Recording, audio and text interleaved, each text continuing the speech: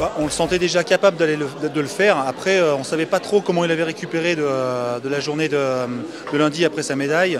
Il y a eu la remise le lendemain. Donc il y a une course contre la montre qui s'enchaîne à la fin de la course jusqu'au surlendemain. Donc voilà. Et a priori, il avait bien récupéré.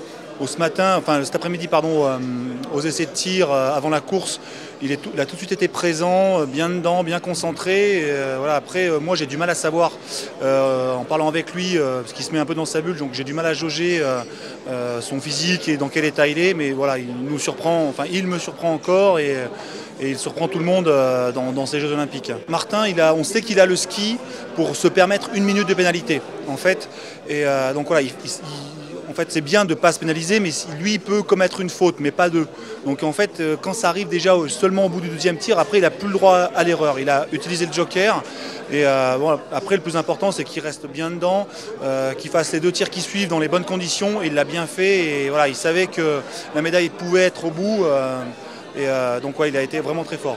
Il peut encore surprendre, ça c'est sûr, parce que là, après la première médaille, il a vu que voilà, c'était accessible, que maintenant le côté pression des jeux, médias, etc., là, ça s'est envolé. Bon, et je pense qu'il peut encore en glaner une. C'est en individuel, bon, il ne reste plus qu'une course individuelle. Et après, avec le relais, ça ne dépendra pas que de lui. Mais voilà, après, c'est sûr que tous les voyants sont au vert, il est en confiance, il a le physique.